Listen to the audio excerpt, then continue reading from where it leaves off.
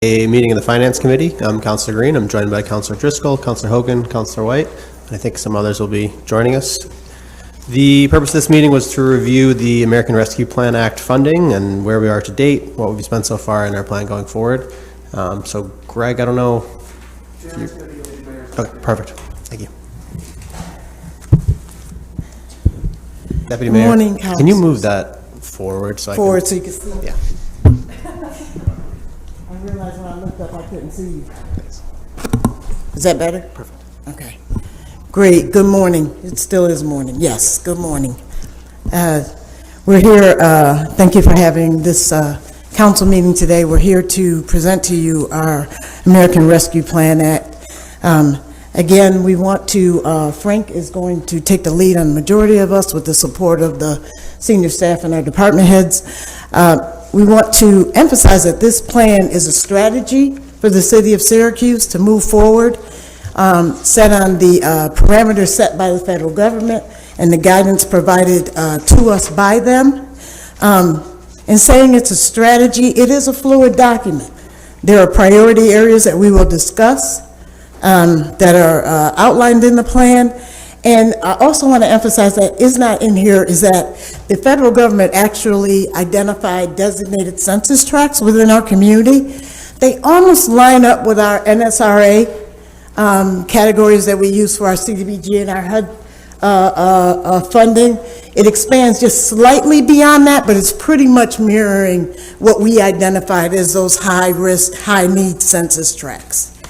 On the second page, I want to also emphasize and reemphasize the fluidity of the plan, because as we speak, the White House is providing guidance to us to really take a look at ARPA funds for the implementation of COVID interventions and what that means for our community as we look at our rates, our vaccination rates, the COVID variant going through the nation, and that is beginning to affect. And we unfortunately received some information just this morning about some trending up we're getting in our community, which as we look at the country is no surprise to us. So this funding also, the White House is really pushing municipalities to look at this funding for that purpose, to again talk about the fluidity of the plan.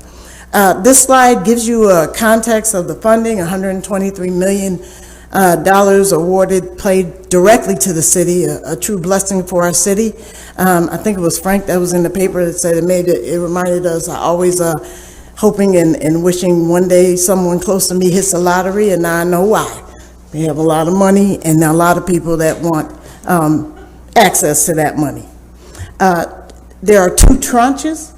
That $123 million is split in two separate tranches. We received the first in mid-year this year, and we'll get the second pending our successful implementation of the first tranche in mid-year next year.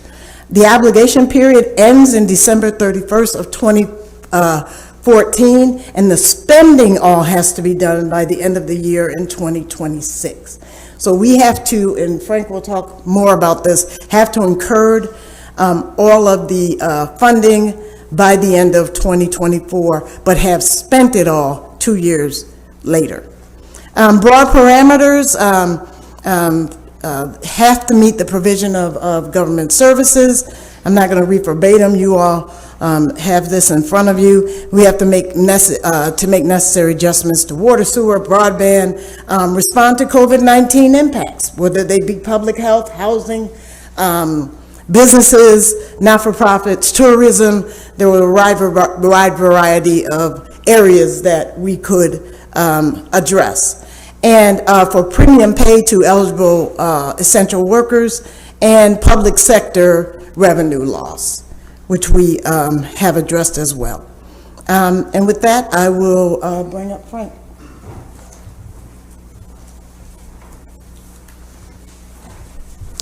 Thanks, Deputy Mayor. Thanks to the council for giving us the opportunity. So the next slide really gives you a very high-level view of the revenue and the regulations around how the dollars can be spent. So as Deputy Mayor mentioned, we're getting $123 million. using the federal government's formula. They had a very formulaic approach for calculating revenue loss. Our budget office calculates that we're at about $78.3 million in revenue loss. What does that actually mean? It means that those dollars, that $78.3 million out of the 123, has a little bit less restriction, and I emphasize a little bit less, not a lot, but a little bit less restrictions on how it can be spent. COVID direct related expenses that the city incurred that are not being reimbursed already by FEMA. Obviously, we can't double dip. If FEMA's reimbursing, we can't count it against the ARPA revenue, somewhere in the area of $5 million, give or take. That's still being calculated. That means that our most regulated pool of money is about $40 million. That means that it has to fall into either the four categories that the deputy mayor just went through, or it has to be spent in a qualified census tract. That's the only way that $40 million can be spent. The other $78 million, you can see in the paragraph there, it widens it a little bit, but in general, you'll find that most of our spending is focused on qualified census tracts by far. And so we are very comfortable that we're within the regulations.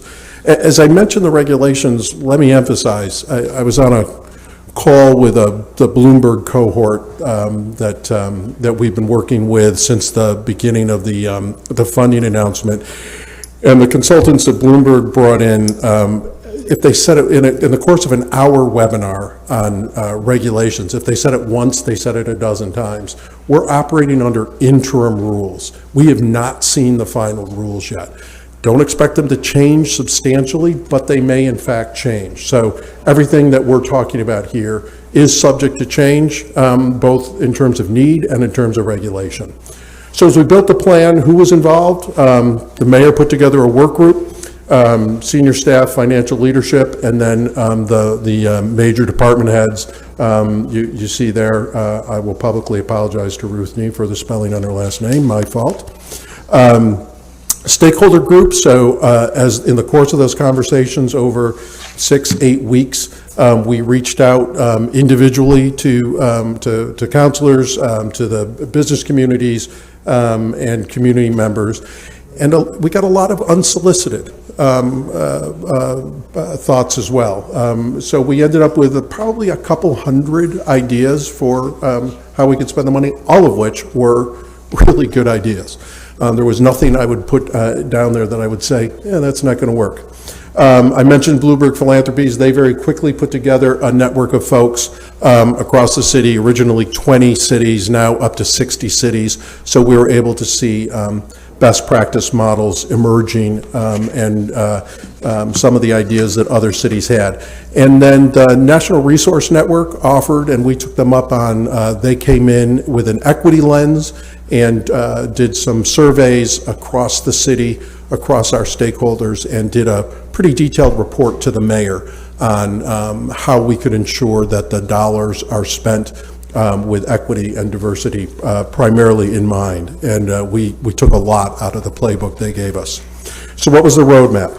Spent most of the month of May prioritizing and really working together to get down to the final 30 or 31 projects and initiatives that you saw in the strategy, and I think Greg gave you copies of it today.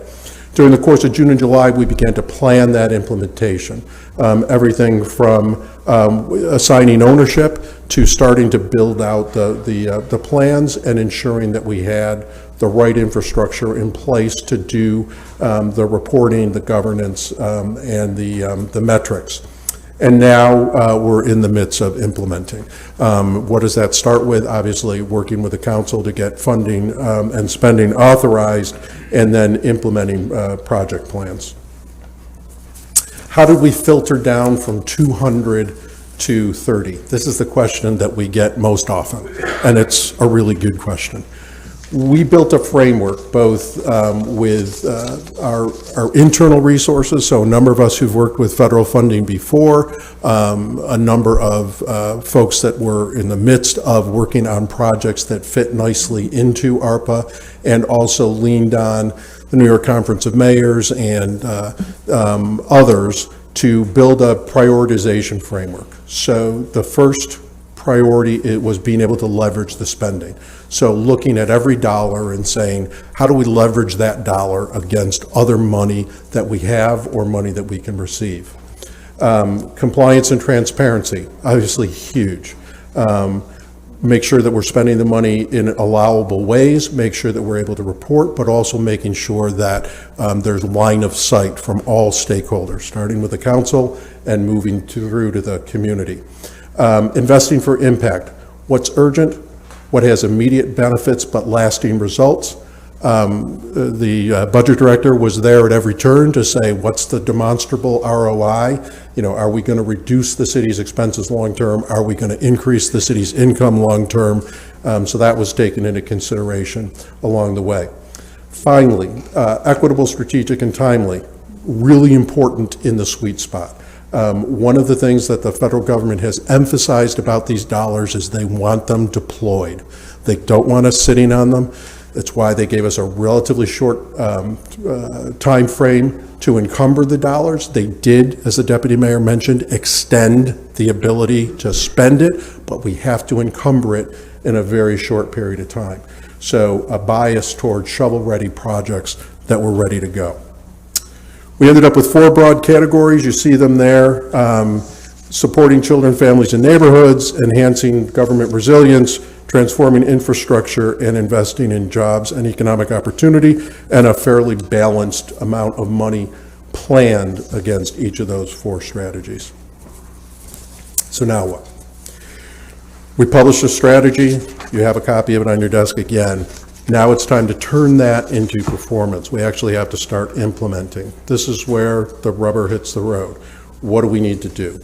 First thing we need to do is build out those plans. What we've given you is a broad strategy. It was always our intent to ensure that stakeholders, particularly the Common Council, had input into the specificity behind any of the milestones, any of the sub-projects that fall under these broad strategic initiatives. So it's engaging the council, engaging the beneficiaries of the funding. Again, the feds are very focused on, are the folks who are the beneficiaries of the money having input into how the money is being spent, and then obviously engaging our project partners. We require of every project a template that was built by API that requires a project narrative with specific outcomes and metrics, a review of how the project hits the equity engagement and evidence thereof, a budget overview with a specific line item detail, and then any documentation required for additional resources. So if the project requires money outside of ARPA, where are you going to get it? How are you going to get it? Is it already in hand? Needs to be documented before we go to implementation. Next page just reviews the implementation oversight. It is comprehensive. It also requires a significant amount of staff time. It's why you'll see on the next page that we are intending to hire a director of strategic initiatives to coordinate amongst all of these, the folks on this page. So we've got a project owner, you've got the Common Council role, you've got law overseeing particularly any of the third-party agreements that are necessary, and there's a number of them. API will continue to work with us on the project performance and the equity engagement. Budget will stay involved. Finance has a huge role here. So we've already had our outside auditors engaged. They've advised us that we're required to set up a separate fund. It will require a single audit. All spending will take place out of that fund. So it'll be a fund just like the general fund or the water fund. All spending around ARPA will take place out of that fund, so we'll have direct line of sight to it. Research is working closely with NBD to develop the reporting, particularly the subrecipient monitoring, but also the general reporting that the feds are requiring, which begins the end of this month. The first reports are due August 31st. And as I said, on the next page, you'll see the resources that we think we need to build and bring in. a director and deputy director of strategic initiatives. Deputy director and any additional resources will be paid for out of ARPA funds. The director of strategic initiatives will actually be an open salary that's in the mayor's office already. That will not be charged to ARPA funds.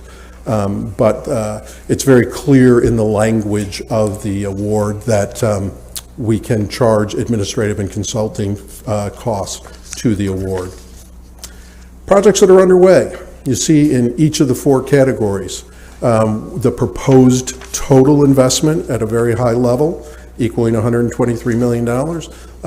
The math is already starting to divert based on some back and forth between the administration and the council. That's always intended. The deputy mayor mentioned that the White House is now asking us to spend dollars in ways that we had not planned. That was always anticipated. We knew we were going to have to come back to you for an administrative ask. That was always anticipated. You'll see in the second column the amount that's actually been encumbered. So we've encumbered about almost $17 million, and we've distributed not as much as I would like, $1.8 million. We've got a few contracts that are just about to come out of the chute to subrecipients, and we should be able to increase that amount pretty quickly. Please. When you mentioned the feedback you've gotten from the federal government to spend money in different ways, I might not be as familiar with that as you are. What feedback have you gotten from the federal about how the money should be spent? So directly to us, it's been the general admonition from the bully pulpit. So the White House has been making it very clear that rather than new dollars being directed towards vaccine incentives or testing, that they expect municipalities that received ARPA funding to use those ARPA dollars. That's been the primary mechanism. There's also been conversations about what money should be spent on infrastructure from ARPA dollars and what will be in the new infrastructure bill. So as we get those final regulations, we expect that to become more clear. Can I follow up on that? Sure. Yeah, because I was just wondering, because Deputy Mayor Owens did mention that the final guidance isn't complete. So I'm wondering, if it's not complete, how are we going to be sure that the projects that we have already approved are compliant, right, since it's not complete? And if it turns out that they are not compliant, what are the alternatives, or what's the plan to make sure that we're replacing that money and or finding new ways to spend it? It's an important question. The first answer is virtually all of the spending, not all of it, but virtually all the spending is in qualified census tracts or quickly can be directed towards qualified census tracts. Once it's in a qualified census tract, the feds have made it clear from the beginning, we're pretty much, we can pretty much spend the dollars on virtually anything to benefit folks who live in a qualified census tract, and we'll be okay. So, for example, So just sort of to clarify on that. So you're saying essentially that the residents or spending in a qualified census tract will basically override any other guidance that's being provided by the federal government on these ARPA funds? Yeah, yes. In short, yes. That doesn't mean that there aren't going to be any regulations. There has to be some connection to the pandemic or existing, the way the feds phrase it, Counselor, is an existing problem that was exacerbated by the pandemic. They then go on to say that's really broad, and they admit that's very broad, and they admit that that is broad, intentionally broad. So if you take any of the poverty indicators, any of the problems that are traditional in those qualified census tracts, virtually every one of them was exacerbated by the pandemic. So as long as we stick in the QCTs, we're pretty good. That's it. Some of our other spending may have to fall off and be redirected if the regulations come out. But we've really built the strategy so that we can flex as the final regulations come out. Thank you. Yep. Last page, I think, is probably important in terms of the overall view of where we are and where we stand. So you'll see that there are 31 broad categories of spending with a planned investment against them. And then you'll see that some of them have sub-projects built underneath them. Many do not. There are a number of these. I think I've got 12 or 15 of them ticked off, where there's still a lot of planning that needs to go into these projects and the sub-projects that will accompany them, that we're going to have to come back to the council with specific plans, get your input, get your thoughts on how that those specific dollars will be deployed. You'll see, as I say, some of it's done. We've been back to you for $16.6 million of approvals, but there's a long way to go. I'm going to leave it there, and certainly be happy to ask any questions about this, and the team is ready to answer specific questions as well.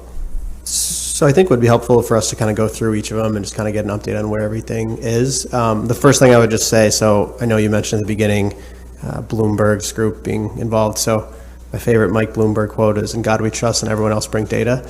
And so I know when you mentioned evaluating all these, budget director going through the ROI of each. So, what's the reduction in annual operating expenses, or what's the growth that we're going to see in revenue? So I guess, do we have that? Do we have a metric that we're using to determine how we decided on these investments in particular? We do not yet. We will. That's part of the overall building of these plans. We're moving very quickly, and I know that is disconcerting in some ways to us as well. It's important that we get these dollars out. It's important that we have it, but we do it in a way that we know that we can build a framework around it going forward. So, for example, the first 8 of these projects were authorized for spending before API had fully finished completing the template. And so we needed to go back to those owners before we deployed any dollars and said, okay, retroactively, you've got approval to spend this money. You can't spend any of it until you've done your complete project plan. We will do the same with the metrics. There'll be performance metrics, there'll be financial metrics built into each one. It's required. There are some that are required by the Fed. So some of the ROI is actually required in our reporting, not in our August reporting. Our August reporting is primarily a spending report. Am I right? I'm looking at, where's Jen? There's Jen. Is primarily a spending report, but as we get further into the spend down, there will be performance reporting that's required as well. Yeah, I'm just speaking for myself. I think that would be really helpful in evaluating it, just because some of them are qualitative, right? Where you're talking about adding quality of life issues to a neighborhood, and it's harder to model that. Yep. But you can still put something down on paper to say, here's the overall property value increase we think we're expecting. Because it is hard to measure replacing a water pump versus Burnett Park pool, right? I mean, that's a hard thing to do, but absent some sort of systemic evaluation, I think we're flying blind a little bit. So, yeah, I'm not going to push back too hard. The only thing I'll say, Counselor, is that, for example, the example that you gave with water, and I know it was just an example. I appreciate it was just an example. Water is easier in terms of the regulations around the spending, because it's specifically called out as water infrastructure or broadband infrastructure are specifically called out as legitimate uses of the dollars. And they're shovel-ready projects. So you combine those two things and you say, okay, yes, should we be able to demonstrate the budget impact? You bet. And we will. But do we want to push those dollars out because we know for a fact that they're going to meet the regulation and those projects are ready to go? There's an advantage to that. But your point is very well taken, and we'll continue to build it out. before we go through the lines, any other questions from councilors? Yeah, I just kind of want to piggyback on what Councilor Green was saying, because I think that, obviously it is very important that these dollars get spent, but I also think that if the council is going to provide proper oversight of these projects, they need to come to us better developed, right? Like, for example, there was this issue with the security of the water station, right? I think that security should be improved there, right? But there was no detail on what was going to be provided, how, when, where, and why. And I think that's why the council was uncomfortable with that. So it would be my suggestion and my hope that these projects, as they come to us to evaluate, are as developed as possible. Because there is a rush, but as we see, there is plenty of time here to develop these fully and to give us enough time to say yes, no, maybe, or here's how it could be better, instead of us just approving the spending and then it's gone from there and we don't have any ability to tell you then what to do, right? Can we call it a cadence rather than a rush? Because I think you're absolutely right. We need to hit the right cadence between holding the dollars back and being overly cautious or being overly ambitious. So your point is exceedingly well taken. We agree. Yep. Frank, I was wondering, could we get that playbook from Bloomberg? Put the playbook together? So Bloomberg's actually, there's a 74-page interim regulations from Treasury. We'll give it to Councilor Green so we can. Absolutely. It is some of the most fascinating reading you'll ever spend time with, Councilor Green. And my guess is it'll probably be 174 pages, but in its final form. Bloomberg, I will be happy to provide the link to the Bloomberg site. The Bloomberg site's pretty fascinating. They've been doing it all digitally, and they've been collecting best practices and questions and regulatory responses all in a single website, which we have access to, and I'll make sure that you get that link. You sent us the template, that API. The template, absolutely. We'll send you a copy of the template. And Yep. just as far as some of the additional support, you got law, finance, communications, API, engineering should be in there, in my opinion. I mean, you're going to run into a situation where a lot of this stuff, you don't want to get it out the door. We got to have the Yep. people that can actually get it out the door.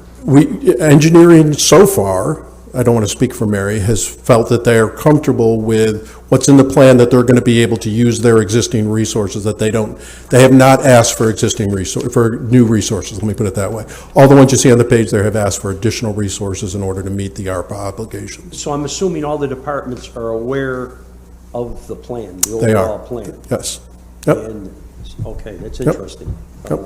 Now, what about Janet's people, the people that are going to audit the sub-recipients? Desperately need more people. And we're contracting with some outside resources, and we're looking to do some hiring. Janet's short on resources in general, but particularly around ARPA.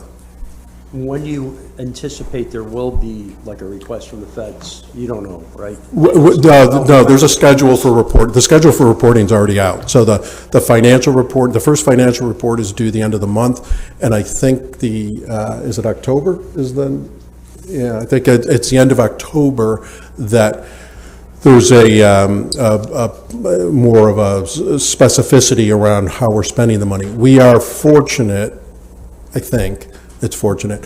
Our reporting requirements are a little bit less because we're less than 250,000 in population. Cities that have 250,000 or more in population have to submit a very specific spending plan to the feds, not for approval, but just so that it's on file. We do not have to do that based on our population, but they will require that we begin to do interim reporting. So I could tell by your answer that maybe we won't have people directly working for us to audit. You'll take that to an outside entity? So we'll be doing both of it. We'll be doing. It's allowable, I mean, to go to an Yes, outside? absolutely. And in fact, a third-party financial audit is required, not just allowable. So Bonadeo or a firm like Bonadeo will actually have to do a financial audit just of ARPA spending. But that will be at the end. I'm talking about as the money goes out the door. They will likely, and Brad, correct me if I'm wrong, they'll likely want to do interim review and not wait till the end. Yeah, every year. Okay, so they'll come before the council for approval and all that. Yes, sir. Thank you, Councilor Green. Other questions? If you don't mind, Frank, my big concern about this, right, is the second tranche of money becomes available if we get it right with the first tranche of money. So my big concern is capacity, really. It's good to see the two new positions that we're incorporating. How did we decide on two, and is there any thought to hiring more people to help with infrastructure? You know, I saw that the county has far less money, but hired many more people to help make sure that the money gets out there and that someone's bird dogging the projects to make sure the money is getting out there and happening.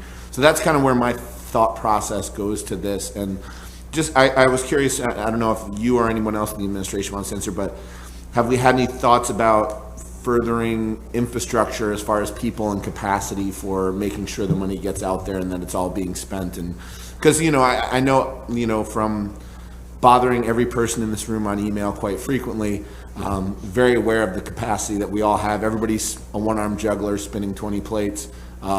Just hopeful that we can, have enough teams. So I personally would be happy to see more of the money go towards, maintenance and seeing it. But just curious your guys' conversation around that, and if it was a conversation that's something you guys are considering, or where your thoughts are with that. Lots of conversation about it. It is, I think,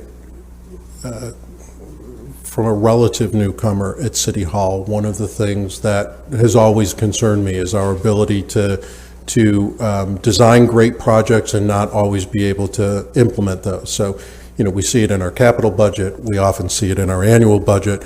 It's a well-placed concern, Counselor. At the same time, we want to make sure that we don't incur any new costs that will repeat over years. So it's got to be contained within ARPA. So we're looking at consultants. The mayor has encouraged us to look at how do we spend consulting dollars rather than dollars on new employees. But are we too thin on some of the implementation of these? Yes. And we need to respond to that. The feds have recognized that, and they have strongly encouraged municipalities of our size and even larger to depend on third parties. So there's a significant amount of the regulation on what third parties are eligible, how to monitor those third parties, what's required in order to partner with a third party, because the feds have recognized exactly what you described and suggested that we should be using outside partners that are on a very tight leash. That makes sense. Thanks. Okay. Counselor?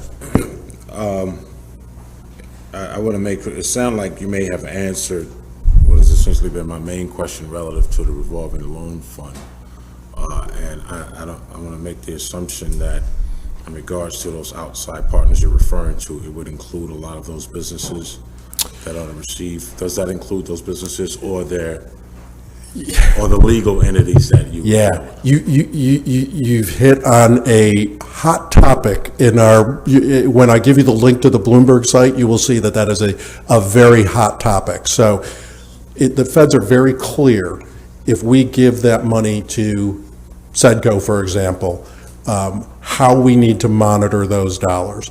It gets a little murkier as to how SEDCO in turn has to monitor their recipients. That's becoming more clear, and the general consensus is that the final reg is going to say the recipient business, in this case, is as obligated to the ARPA regulations and guidance as the third-party recipient, so that obligation doesn't transfer fully. That responsibility flows from the city to SEDCO to the business and then back again.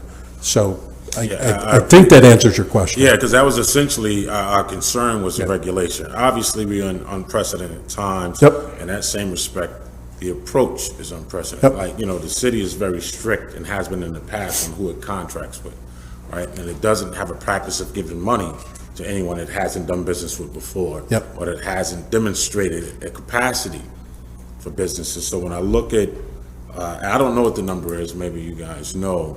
I would expect that you guys would know how many businesses we're giving money to that require 501c3 sponsors. But it's larger than normal from what I understand. So that's ultimately what the main concern was in terms of use. Yeah. Regulation and what the requirement was, and that's ultimately what we were asking for in that regard. And again, there's a growing consensus, but until we see the final regulation, I can't say definitively, but I would suspect that your concern is going to be directly addressed in the final regulation. So there's a large number of cities that are doing the loan, the revolving loan program. So there's all kinds of nuances there. So what happens with when that loan gets repaid? Is it still, so if SEDCO gets repaid, A lot of cities are saying that money no longer has to be deployed under ARPA regulations because it got deployed once. Most of the folks are saying, yeah, no, probably not. You probably still need to meet the ARPA regulations. So there's a lot of the rules that still need to be written, but I think it's going to lean towards where you're headed, which is more regulation, more oversight rather than less. Just one more question, Councilor Green. On the subject of job training opportunity, and you know, maybe any one of my colleagues could chime in. I don't know how much of a reach this is. Has any consideration been given to return on investment in that respect? What I mean by that is, from my perspective, one of the greatest uses for public money is to create employment opportunity, but leading to placement. But you would expect that the money spent on that would increase in the return on investment, meaning the number of people we would employ, the amount of taxes they're able to pay, the mortgages they're able to pay at some point would exceed what that initial investment was. Has any consideration been given to that? The short answer is yes. The longer answer is it's a difficult thing to evaluate, but we've got really smart people, particularly in API and in the budget office, that are working on exactly those kinds of return on investment calculations. Are we going to get there? We're going to work our darndest to get pretty close to it, but I don't know how close we'll get on those specific ROI calculations.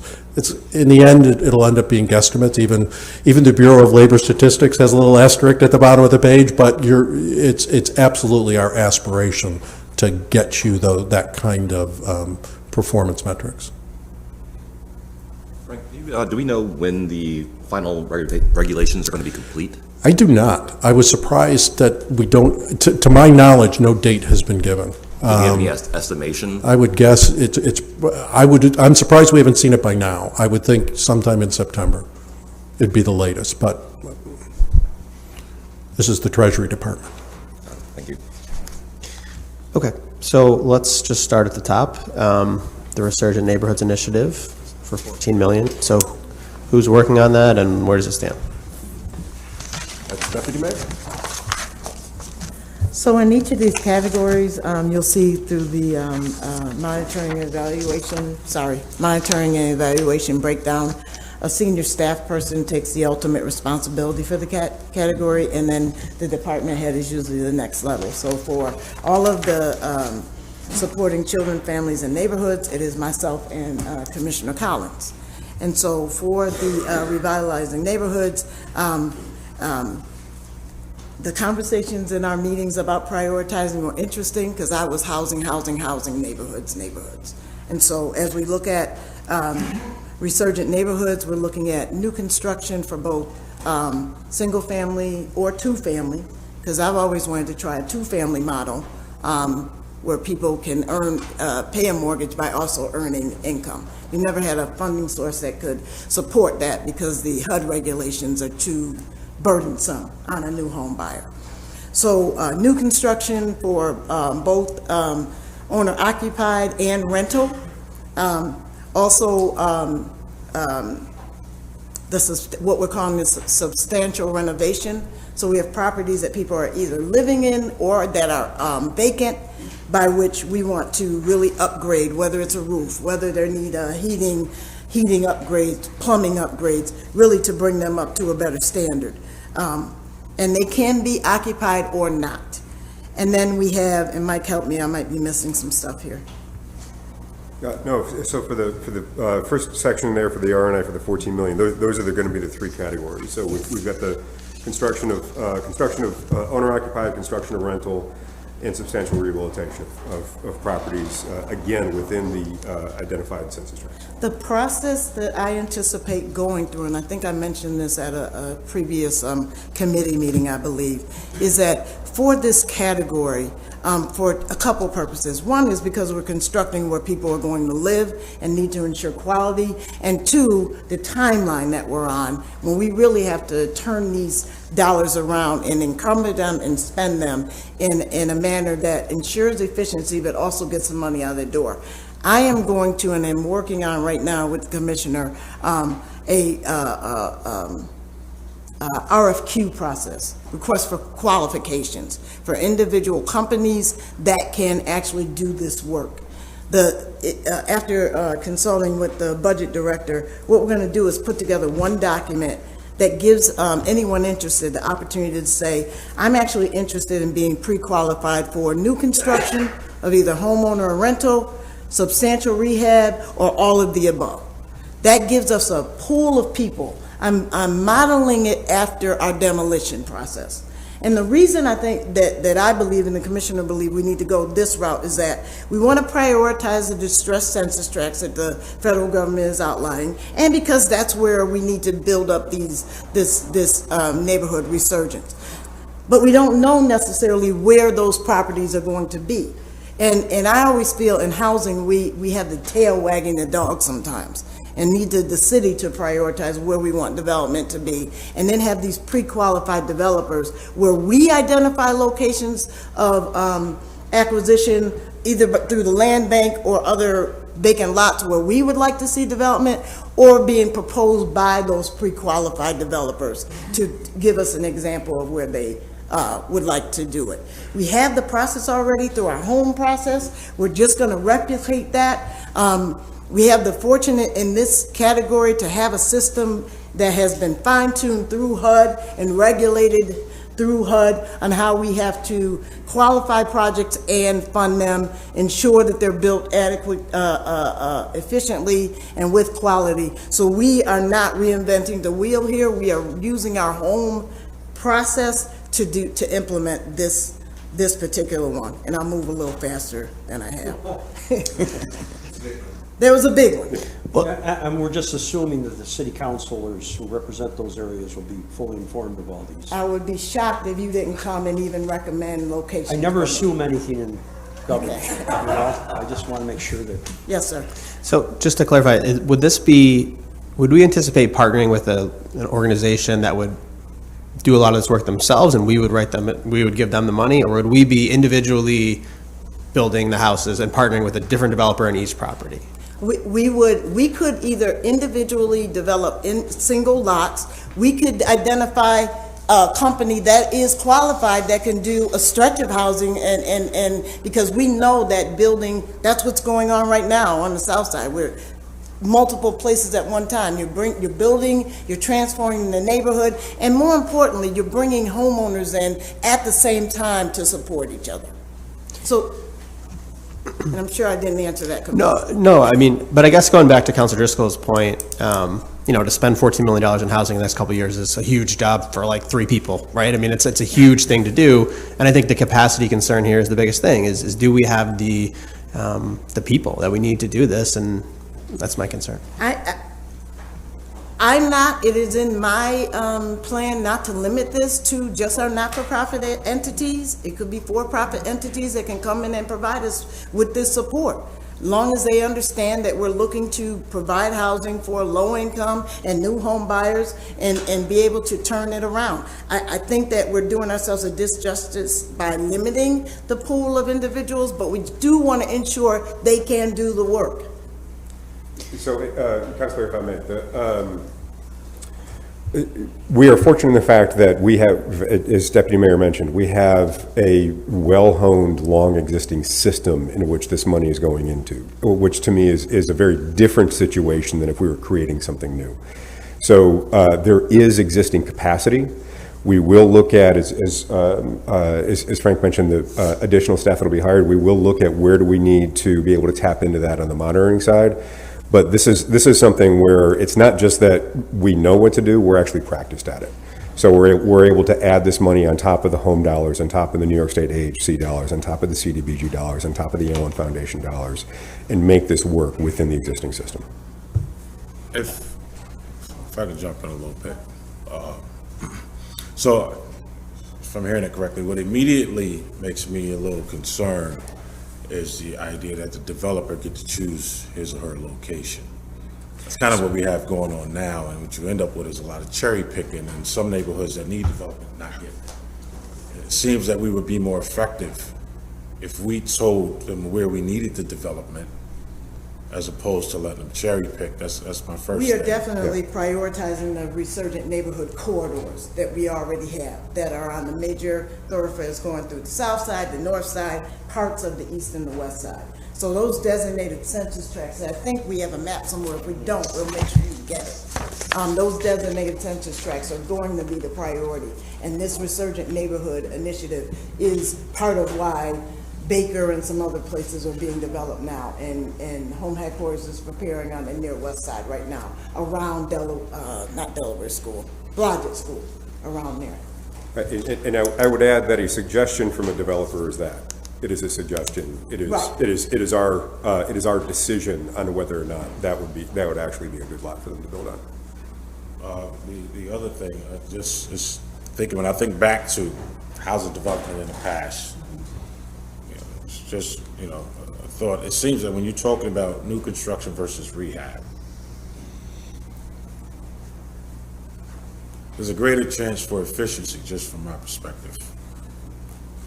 If the agencies that are already trusted to do new development, and the other contractors do rehab.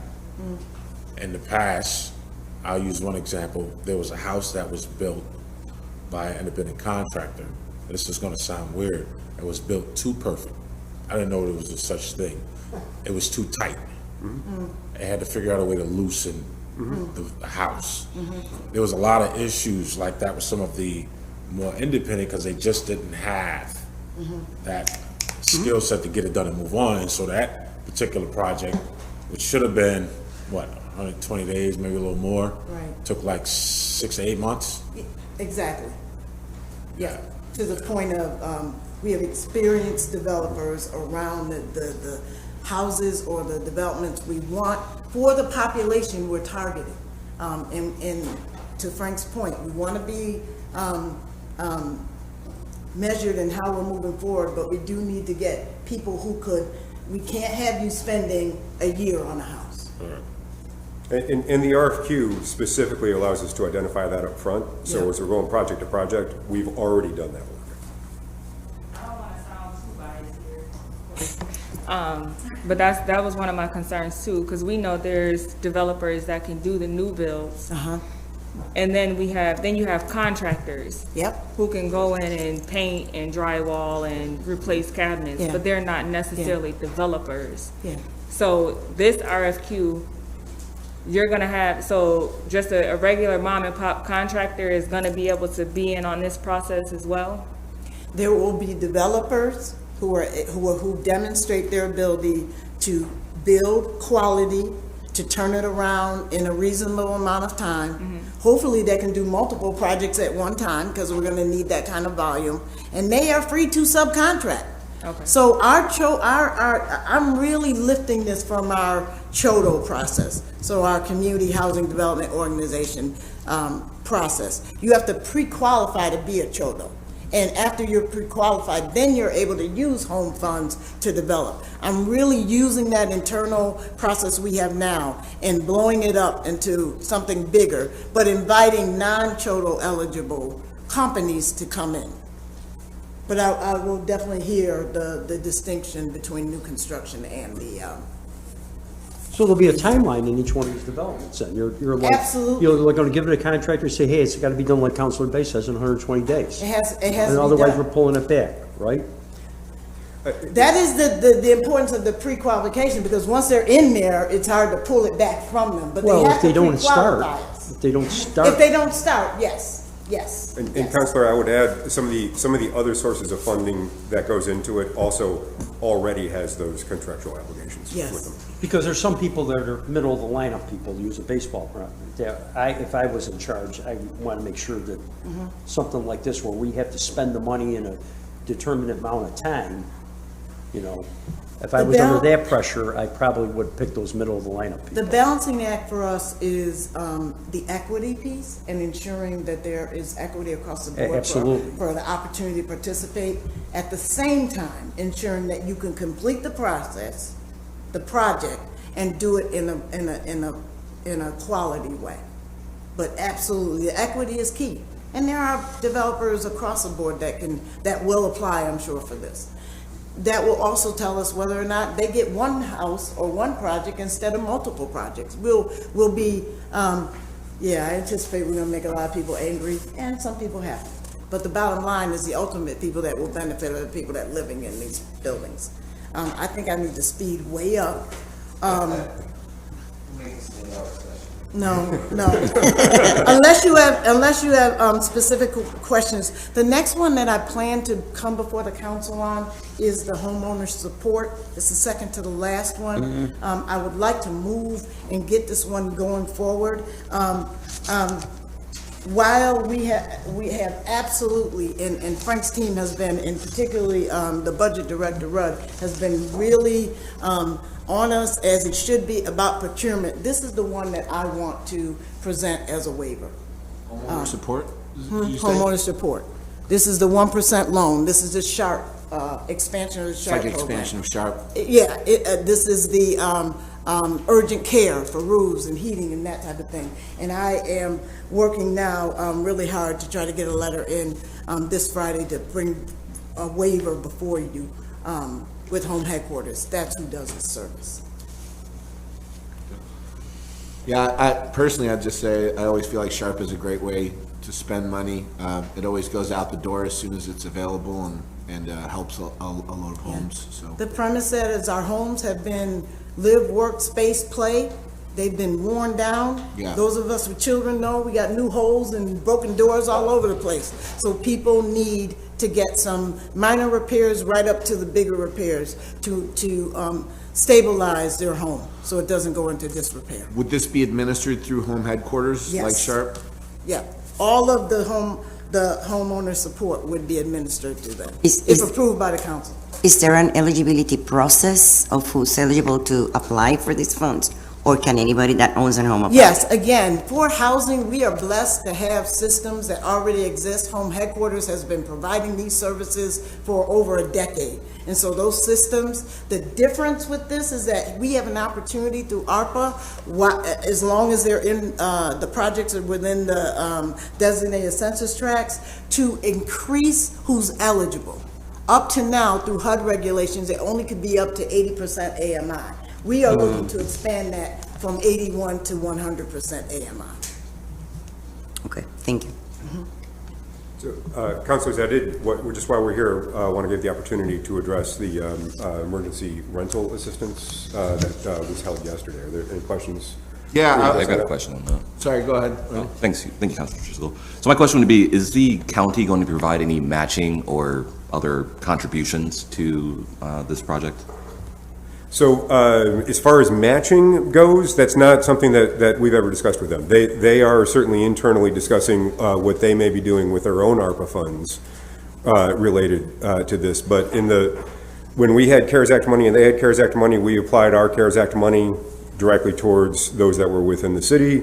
They did within the suburbs. When they had Treasury money and we did not, they divided it up so that the majority of it was going into the hardest hit census tracts, certainly within us. So within ARPA, it was again the same approach. You know, we thought $123 million, we should be able to take $1 million, put it towards those that have yet to qualify for assistance. Okay, but I guess my question then would be, is if they did put money towards rental relief, would that necessarily go to residents in the city, or would that be excluded outside of it because we put our own money in?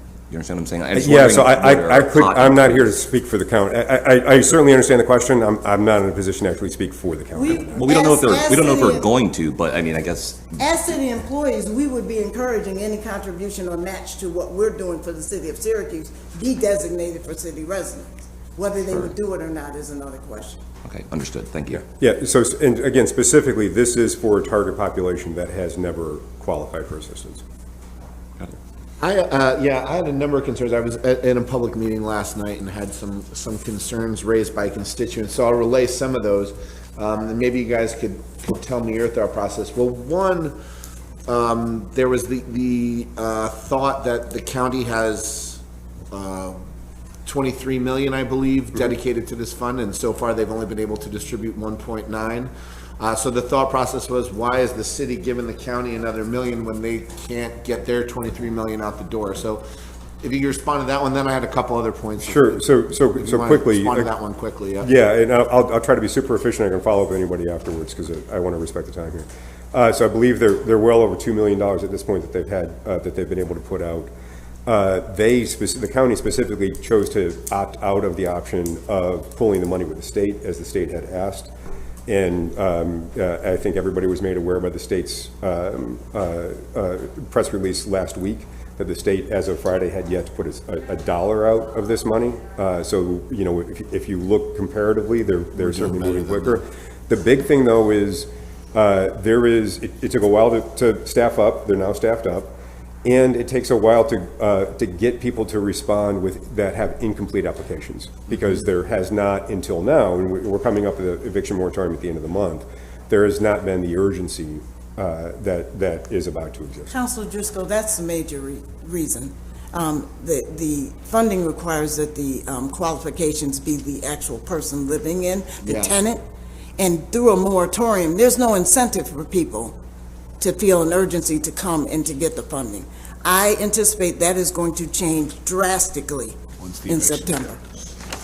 And that was going to be my second point. You know, I've, how to say this? Coming from the background I come from, I always had a very tenants' rights activism and a lot of attention and care for tenants, but over the last year and a half, we've heard from so many landlords who are good landlords, who are mom and pop landlords, who have lost their shirt during this whole thing.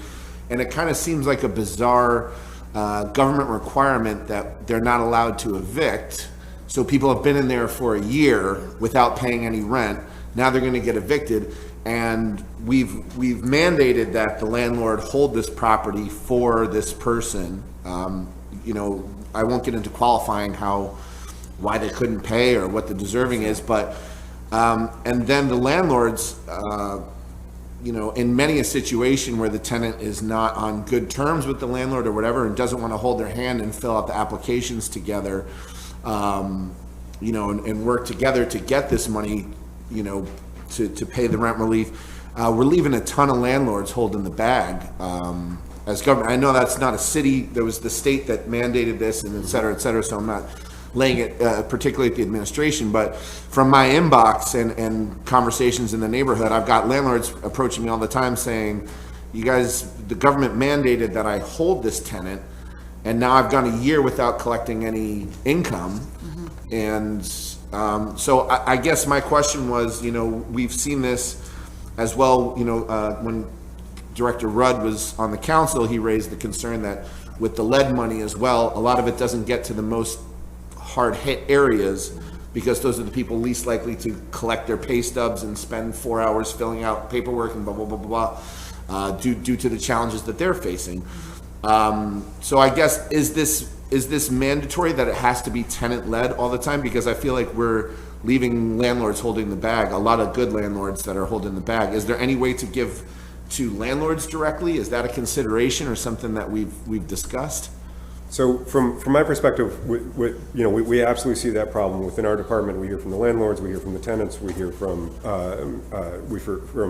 lawyers from both sides, and absolutely recognize the multitude of issues, of which that's clearly one of them. What I will say is that, to the point that Franklin made earlier, we're very, very concerned about making sure that every dollar is not just tracked, but is also auditable. And we're really concerned about where the largest problems are, because as Deputy Mayor said at the beginning of this, we've got a lot more need than we have fully ability to meet.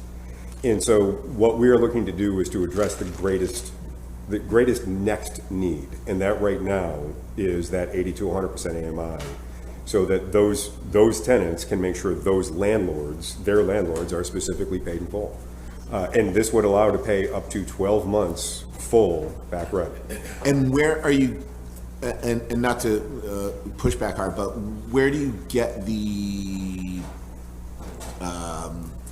data or realization that is where the need is that 80 to 100? You know what I mean? Is that just what you're hearing from the intake you're getting, or where does that? Good question, important question. So we hear from a few different places. One is we've been in contact with other cities, similar mid-sized cities across the country that had access to funding through through CARES Act, that put it to the 80 to 120% AMI, and found those programs to be highly successful in keeping people in their homes, especially in states that did not have the extended eviction moratorium, and therefore also then the positive impact of the landlords receiving their full rent. So there's that. It solves both problems, and we've seen it in multiple cities around us. Additionally, I think one of the things that I've heard many times from many counselors here is that concern around the fact that AMI is depressed within the city of Syracuse. So if we know that AMI here, it does not mean that you are doing well. It means that you are the median in a city that is known for poverty. Yeah. And so the need is extensive there. And sorry, I'll wrap up. Sorry, Councilor. Just that last question was, so the one thing I just wanted clarity on, is that a requirement that it be tenant-led? Would there be a way for, I understand the need to audit is very important, but could there be a program specifically for good landlords that had proof? I've got someone across the street from me, been destroying the house for the last year, hasn't paid a dime in rent. The person who owns the property calls me and I throw my hands up and say, I have nothing for you. So, and they're not the tenant is not gonna help this landlord. You know what I'm saying? So I was curious, is that a requirement that it be the tenant who lead the charge? Since we don't have final guidance yet, what I would say is when we do have final guidance, at that point, we can go back and take a look. I would be concerned about doing that with the guidance that we have at the moment. Okay. Because again, even the Treasury money we received before for this purpose, that was the guidance they gave us. Okay, thank you. My apologies. Sorry, do we know if the county is planning on doing something similar for this 80% threshold? Councilor, we do know that they're internally discussing it. I mean, 'cause that's my biggest thing, is just city residents or county residents too. And, should this be county money that's used to do it from their pot of ARPA? Totally get the question. From our standpoint, every chance that we've had to do it, we've wanted to make sure our residents are taken care of. If I could add to that, Councilor, that's what I was ultimately going to say.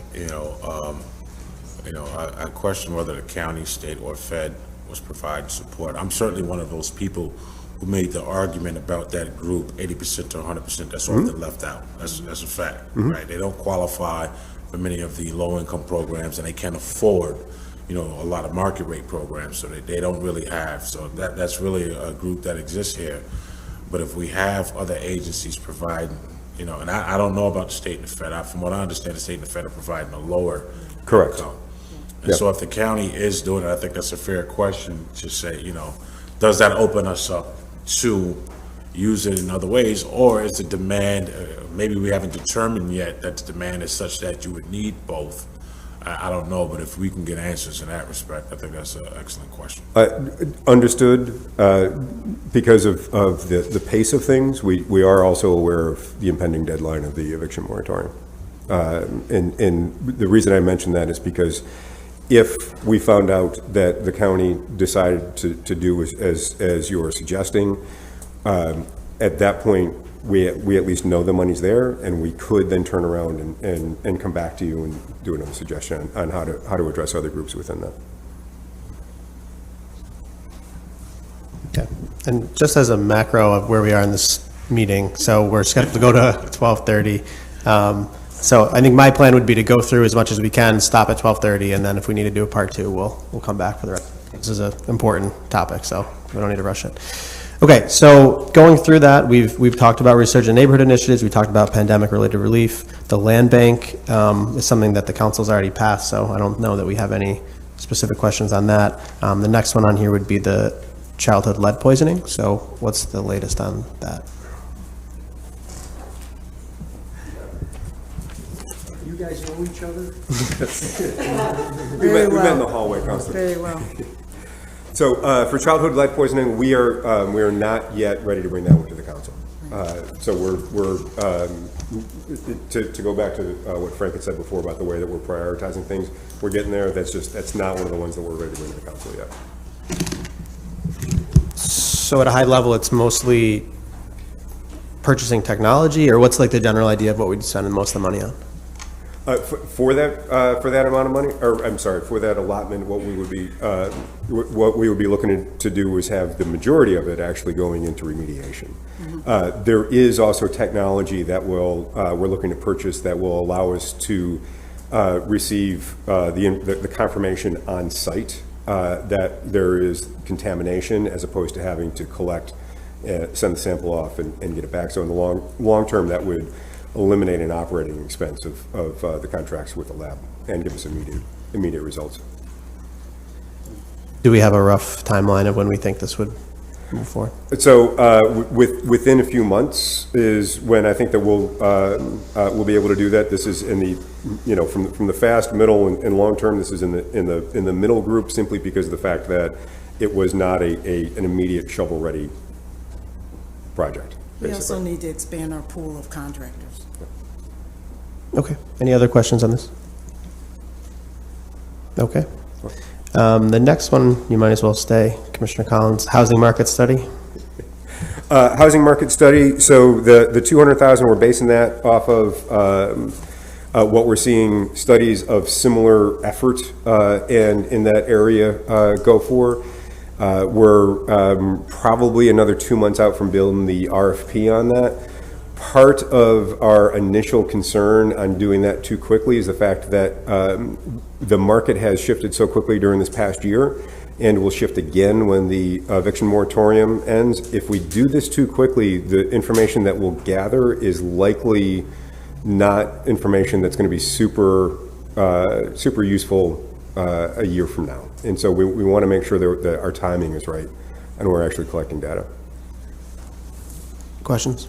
Yeah, is this being done in an act or in a preparation of asking the council to enact the Emergency Tenant Protection Act? Or is there any thought behind So that? no, this is being done in the fact that we have not had one, and so for all purposes related to good planning around housing, we want to make sure that we've got our own local internal study to reference. And does the administration have any thoughts on enacting the ETPA or any plans to do so? Not at this time. Okay.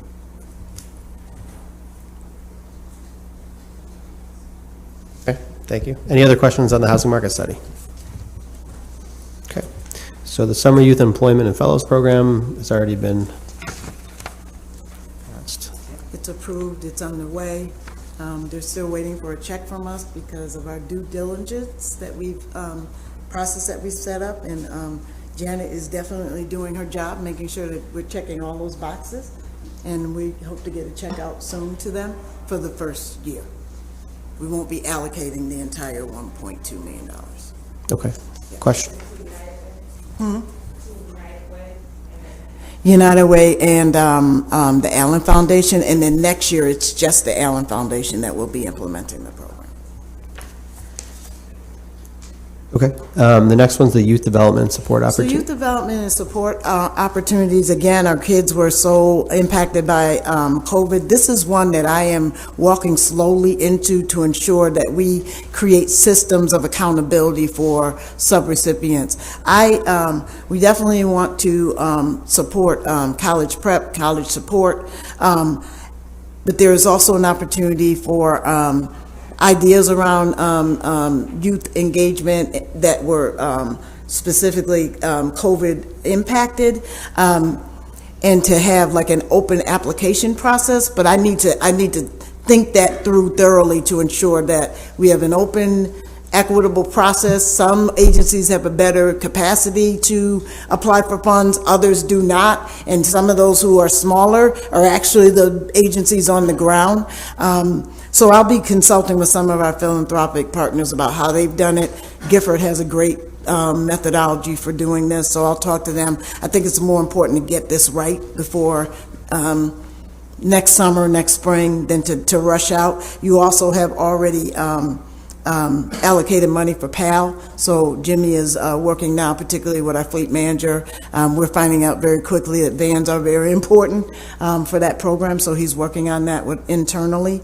And then the neighborhood-based community centers, they never stopped functioning. And so want to have fundings available to them for some of those small things that need to happen in the building through the wear and tear of the pandemic. So again, that is another one that I'm going to methodically walk through and make sure we have a process that holds us accountable and holds the recipient accountable for how the money's spent. For the youth support, how do we distinguish between something that the city should be doing versus the school district, and where do we draw that line? So that's a great question. So I have had individuals from the time people knew we were getting this money approaching us, particularly with our youth violence, with ideas, and I have more than eagerly said, you do know that the school district got just about as much ARPA money as we did, so I direct people to the district. There have been some agencies that said, you already have a partnership going on, so let's discuss that. Some of the entities that approach me already have been in contact with the district, so as we finalize how we want to do that, I definitely will be in contact with the district. Other questions on this? Not so much a question, just a comment. Deputy Mayor, as I've mentioned before, as it pertains to the summer youth employment program and the development support opportunities, I think an important thing to look at for some of the older youth would be childcare. Absolutely, yes, sir. And we have great relationships with the Child Care Collaborative, so. For the community centers, is the general idea that throughout COVID, usage has been up and therefore they've encountered more expenses? Is that the general? Many of them applied for the PPP, so around staffing. I don't see this money being used for staffing, but for capital, more expenses. Many people were distributing food. They may have found out during that time they needed some build-outs in their kitchens. Our community, our city-owned buildings already are doing kitchen expansions, but there may have been some security concerns they found out during the pandemic, and God forbid another pandemic comes, what did they learn that they could use some dollars to enhance their capacity as far as their facilities? Other questions on this? Okay. Thank you very much. So next we're moving on to parks. So we passed the urban tree forest planting yesterday. The Hiawatha Lake Wall.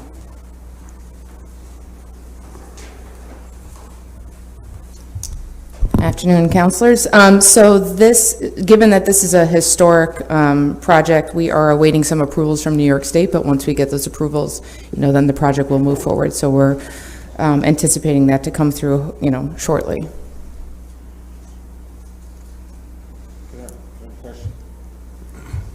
So, Corey, if you can Yeah. remember, and I'm not sure if this was during this administration or the minor administration, former Third District Councilor Sue Boyle lobbied very hard for this wall. I thought we made some investment in it then. Can anybody recall? Is this the abstract? Yeah, we did, right? So I'm trying to understand, what did we do to it then, and maybe why we still have to do something to it now? Yeah, there's about 300,000, Yeah. if I recall correctly. Council, Yeah. yes, it was 300,000, and that is put towards the wall. But this is a bail. We also have a $411,000 state grant, which is what we're waiting for. The historical and environmental approvals are pretty high for this type of project. So then, and then this is the balance for the wall. Oh. So I live on the other side of town and I don't know this project that well. Can you just give me a brief overview as to what's going on? The engineer. Yeah. Yeah, have at it. Former Councilor Maroon was here. Good afternoon, councilors. So this Onondaga Lake, the upper part of Onondaga Lake, so there was I grew up there. There was a continued deterioration of the wall, particularly where the water is. And so as Councilor Bay said, Councilor Boyle came to us and asked that we put some money, we put the $300,000 into that. She had also been talking with the county to see if they would do something, and Janet may know more about that than I do. But at that time, the estimate was a little over $1 million for the renovation cost to keep this intact. And there wasn't the money to do that, but it was felt that the $300,000 would shore up the worst part of the wall, and that the pursuit of additional state funds, I think, as Janet pointed out, under historic funds would be sought so that they could do it. So I didn't know this particular part in terms of how much we were asking the state for, but the need at that time was about $1.2 million to do what was identified that needed to be done. So, Janet, do we know the total amount that's needed? Is this 861 the total, or what do we need from the state to get it done? I'm sorry, I don't know off the top of my head, but I would be happy to give you that information. Okay. There was a report. Okay, great. There's a report. If I be a former Parks guy, I believe this would not be the last time it's going to happen. It's an ongoing problem, but Mr. Olmsted did a good job up there, so. Jan, would we imagine that you mentioned state money coming in? Would that reimburse this, or is that a separate entity altogether? That's a reimbursement grant. That was a CFA that we applied for probably now 3 years ago, that has just been held up with approvals and the deterioration of the wall. My recollection is that we had to go again and do another look at the wall with the engineers, and then it came back and it was some more money, so we had to kind of piece together pieces of funding in order to be able to cover the project. Janet, the money, the $300,000, the initial money, that was charged to the abstract, or what? You know, yes, but I don't really know that whole process. I'm sorry, that was, But don't You say it. you don't have to. okay. All right. Sorry. It's not your job to understand the answer. It's a good move. What's that? It was a good move by the county executive. Yeah. Okay. Okay. Any other questions on the Hiawatha Lake wall?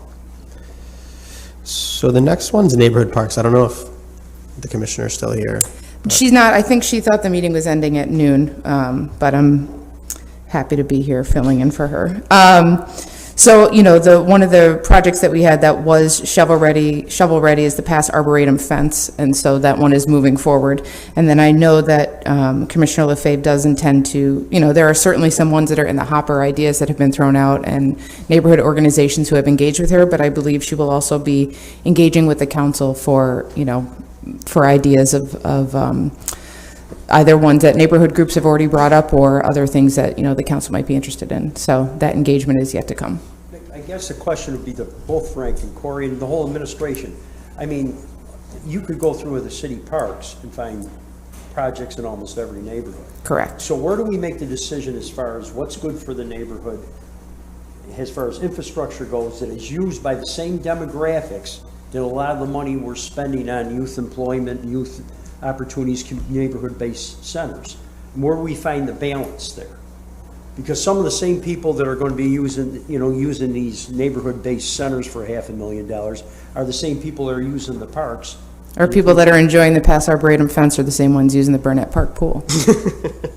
Right? I mean, really, that's the legitimate. The entire near west side. Yeah. Goes up to Burnett Park pool. Yeah. Because there's no pool down. Mm-hmm. You know, so, I mean, so where do we make that balance? So I think part of that going forward, and Frank, I don't mean to step on it, but I think part of that is the process that we've set in place with API, with budget, and with Janet, is that, you know, although these ones were shovel-ready and so they move forward, part of, having gone through it myself now, part of the vetting process is for, you know, with the monitoring that we're doing is what's the public engagement, what's the equity factor here, how are you making sure that this project is reflective of where the greatest need is, or to make sure that we're not focusing all of our projects in one particular area. So I mean, I know the evaluation form that Frank said he was going to send you all has that information in there, so that, you know, these projects won't move forward until they have pass through that process to make sure that we have equity built into the selection of the projects moving forward, if that makes sense. See, what I worry about is the public engagement. Because there's a certain part that's the public, that's actually people, our neighborhood citizens in the neighborhoods who say that we need this. Right. And then there's people that lobby for different. Oh, sure. Yeah, absolutely. I mean, I think, Parks also works closely with engineering to make sure that we're addressing where the needs actually are and not just where the perceived needs might be. If you were to ask the neighborhood, where the real structural needs might be. And there are also projects that the neighborhood organizations were already in conversation with the Parks Department, and so some of those ideas are further along than others might be, and then obviously we just need to make sure that we're being equitable and making sure that we're hitting the neighborhoods that are in the greatest need and not just the ones that are talking the loudest. I just hope we're not reticent. Right. Let's see, Sharon here, I mean, like the Southwest Community Center has done incredible work over the years for the Southwest side. That I grew up on Lincoln Ave, and I didn't have the Southwest Community Center. Seals Community Center, Kirk Park, the same thing. The Parks Department, I think we shouldn't hesitate to be aggressive in ourselves in serving them. Right, and I think that's why Using it's this money to do right. that. I think that's why it's important that these decisions aren't being made in a vacuum. It's not solely going to be up to Commissioner LaFave as to where the money is spent. It's going to be vetted through the process. It's going to be run by the work group. It's going to be through the engagement of the council, so that it's not going to happen without, everybody being able to weigh in and decide, yes, this is where we believe it's the highest priority for us to be spending this money. Okay, thank you. Sorry to throw you off, Corey. Did you throw me? Did I seem thrown off? Maybe I'm off today. I didn't think I was thrown You off. were ready for it. Joe tipped you off. Hogan's going to talk to you about equity. No. No, I think it's a good question. I think a lot of these concerns are ones that we share. So we're trying to put a process in place to make sure that it's adequately vetted and things are done, with the appropriate input and total light of day. And also, council, remember, we are always looking at whether or not it lies within those designated census Right. tracts. Yeah. It has to be a priority. Yeah. Can I ask a slightly off-the-cuff question? There's also money here for various projects. Right. That we will become in other parts of the city. Right. So that we can make sure that there will be money available for other projects. But in Burnett Park Pool serves a census tract that it's not in. Serves a lot of folks from the near west side. Mm-hmm. So I think, can we be cognizant of It's that? serving a population from those census. Because there's nothing down in the near west side. I mean, Right. we easily can make that argument, that it's critical, that open space is critical. Then it ain't no It's critical to a population of the community that has no other pool option from that side of We town. used to have a pool at West End Park years ago. Mobile pool. Yeah. Yeah, exactly. I have a slightly off-the-cuff but relative question. Is this when I get thrown off? I don't think so, Unless Okay. you talk to Joe. but maybe. There's concern in Pioneer Homes about, because of the construction, the Wilson Pool will disappear. And they're gonna need some answers. They're going to need some answers, and part of that conversation is, what is the DOT prepared to do Right. for compensation for the fact that they're going to lose their park during multiple years? So while we want to prioritize a park like that, or excuse me, what's the one on State Street? We may Livercott. yes, we may look at compensating for that park for the population, because Wilson is going to be out of, because we definitely, in my humble opinion, want to ask, what is the DOT's plan to replenish the city for the park that we're losing for several years? If I could just make a quick comment. I feel like the sharp style money that's going out, that's a you can never, I always see that as a great investment for the city personally. I just like to say that I feel from my personal perspective, the neighborhood parks improvement and maintenance money is too low a tranche. I know we have so many great causes and so many great things that we want to invest in, but, you know, in the spirit of this, kind of, you know, with the Biden administration, heavy focus on the infrastructure, things that are going to improve the quality of life for the citizens in these neighborhoods. I personally would like to see more money go towards the parks, because we have just so many great parks here that need so much love in Syracuse. I'm not speaking for all my fellow councilors, but I know I've spoken to a few of them. And I would personally love to see more than 1.9 million go into that, because I think it's an ROI thing, you know, in these neighborhoods. When you have improved parks, you see more people moving there, more people using them. It improves quality of life in a, perhaps not as a tangible way of ROI, but in long term, I think it's a great Corey, if I investment. can say, just, you know, making Frank and Budget's office more difficult, if there were two areas that were just used and overutilized, it was where people lay their heads, their homes. Yep. And the open spaces where it was the only option for families, Yep. is to go to our parks. Yeah, absolutely. So I think it's an important one that, you know, 1.9 million isn't a horrible number, but I would personally like to see more resources go towards helping our parks. But it's just common. Please continue. I would just caution us, you know, I like parks too. You know, and I get, you know, the point that you're gonna need some of that tangible return on investment to pay for it and sustain it. So that's been our biggest issue long-term, is the sustainability of whatever we put in our parks. Right. You know, so I agree with Councilor Driscoll, but, you know, Right. I know I'm a big return on investment guy. Understood. Just real quick on, I'm guessing we're moving on to Burnett Park Pool? Yes, we have 3 minutes. So. Okay. So Burnett Park Pool was going through, that project was going through the process, the API budget research process. So as soon as that process is done, they're ready to start spending the money. And according to the contractor, they had a conversation today that they should be able to get it done in about 2 months. So that's the timeline there. In terms of Meacham Pavilion, so that one is also going through the same process, assuming that materials are available. They plan to order them this month, start next month, and hopefully have the project completed by October or November.